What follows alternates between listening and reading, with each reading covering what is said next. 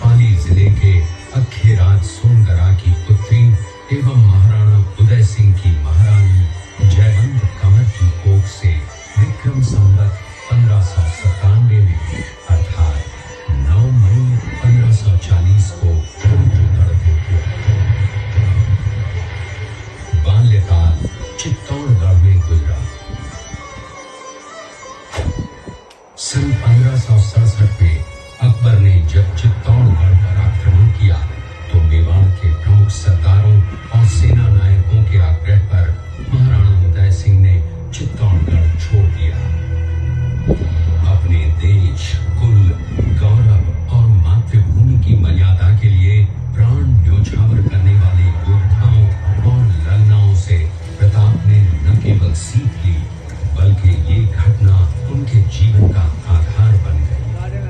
फरवरी 1573 को महाराणा उदय सिंह का देहांत हुआ। प्रताप की ज्येष्ठता और योग्यता को ध्यान में रखते हुए सरदारों ने उनको राजगद्दी पर आसीन किया। होली के दिन उनका गोगुंडा में राज तिलक हुआ। उस समय तक लगभग सभी राजाओं ने अकबर की अधीनता स्वीकार कर ली थी। एकमात्र महाराणा प्रताप ने अपना मेवाड़ की प्राचीन राजधानी चित्तौड़गढ़ का है। इसी किले के अंदर महाराणा प्रताप का बचपन बीता था। इस किले की तलहटियों में महाराणा प्रताप ने अपने गुरु से शिक्षा प्राप्त की थी। ये किला 12 वर्ग किलोमीटर में फैला हुआ है। इस किले पर जब भी विदेशी आक्राताओं ने आक्रमण किया और उस आक्रमण में कोई भी राजा सैनिक वीर गति को प्राप्त कर लेते तो उनकी पत्नियां वीरांगनाएं अपने सतीत्व की रक्षा करने के लिए जलती हुई अग्नि में कूद प्राणों को त्याग देती थी, जिसे हम जौहर कहते हैं। चित्तौड़गढ़ में 3 मुख्य बड़े जौहर हुए थे।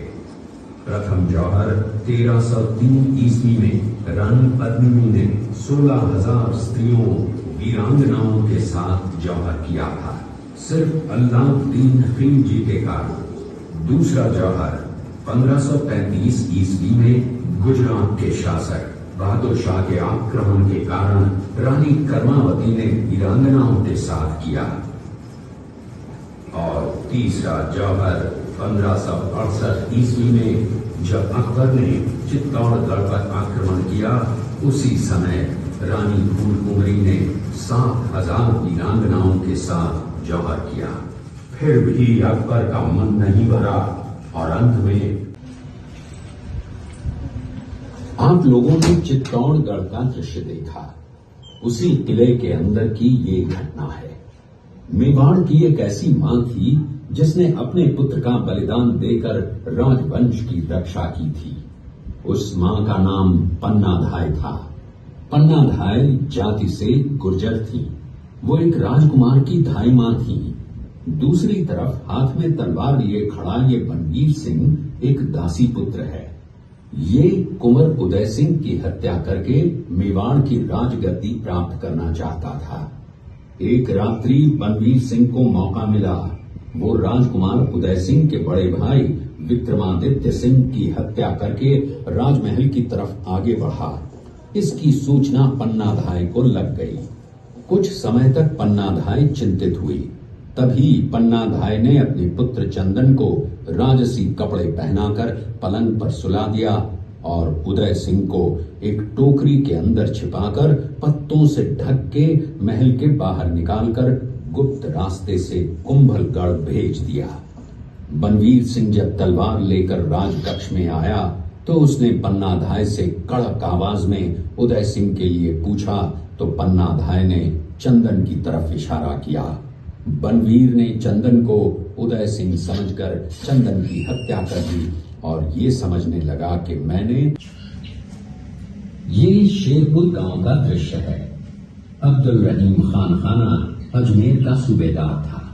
जब वो शेरपुर पहुंचा तब इसका पता कुंवर अमर सिंह को चला, जो महाराणा प्रताप के पुत्र थे। अमर सिंह ने शेरपुर छावनी पर अचानक आक्रमण कर दिया। उस आक्रमण में मुगल सेना में भगदड़ मच गई। मुगल सेना को अपनी छावनियों को छोड़कर भागना पड़ा। छावनियों के अंदर से लूटा हुआ माल व अब्दुल रहीम खान खाना, जिसकी बेगम आनी खान को बंदी बनाकर महाराणा प्रताप के सामने पेश किया गया। तब अमर सिंह पर महाराणा प्रताप क्रोधित हुए और कहा, जहां से इस नारी को बंदी बनाकर लाए हो, इसे पुनः सहसम्मान लौटा कराओ। महाराणा प्रताप ने कहा, हमें नारी से कोई दुश्मनी नहीं है, हमें तो देश विद्रोहियों से दुश्मनी है जिन्होंने चारों तरफ आतंक फैलाया है। महाराणा प्रताप के आदेश का पालन करते हुए कुंवर अमर सिंह ने उस मुगल नारी को सहसम्मान छावनी तक पहुंचाया। इस प्रकार महाराणा प्रताप ने अपने क्षत्रिय राजपूत धर्म का पालन किया और पराई स्त्रियों को मां, बेटी और बहन का दर्जा दिया। ये है महाराणा प्रताप का चरित्र और नैतिक उदारता का परिचय। ये देखते हुए सभी अतिथि आगे की तरफ चले।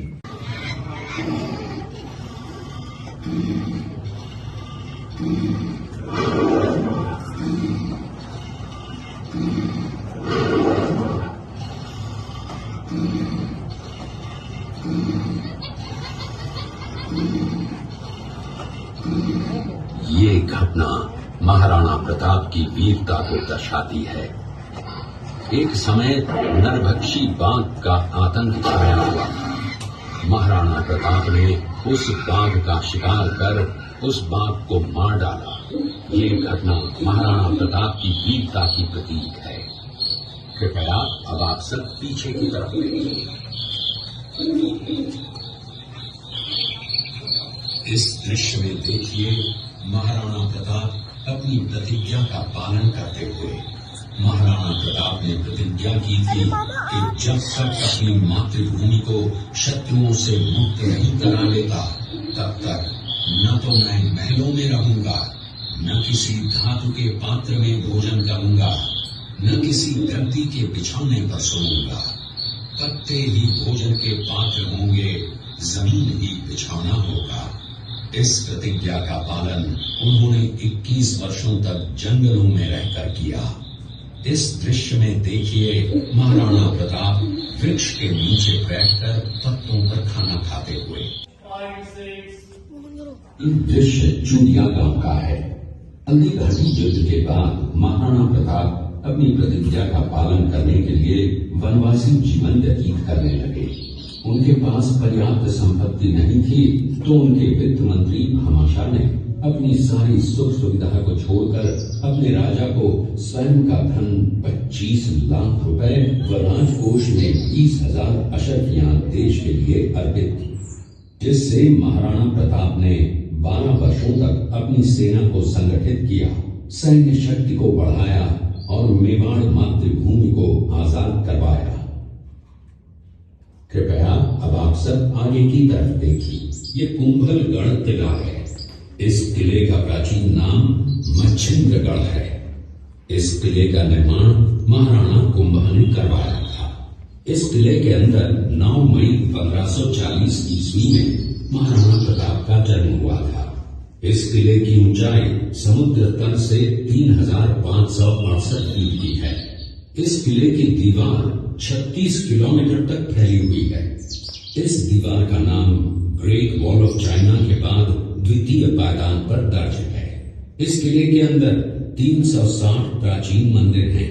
उन मंदिरों में से जग प्रसिद्ध महादेव का मंदिर सबसे प्राचीन है। कुंभलगढ़ किला यहाँ से 65 किलो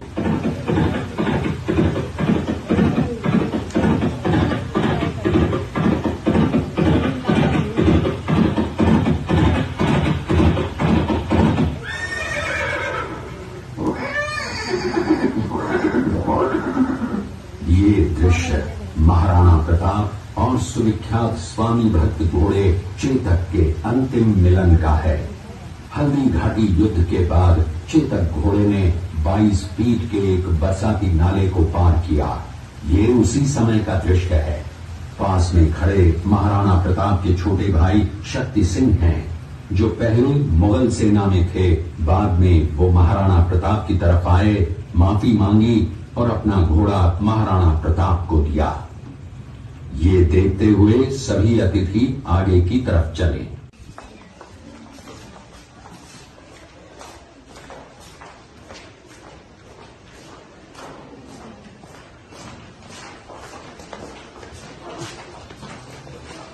ओ भाई बोट राइड भी है, बोट राइड। क्या नाम है अंकल आपका? पंकज। श्रीमान एक लास्ट इन्फॉर्मेशन और दूंगा, उसके बाद में आप लोग भी फ्री और हम लोग भी फ्री। हेलो बड़े मोड़ोगे तो भाई।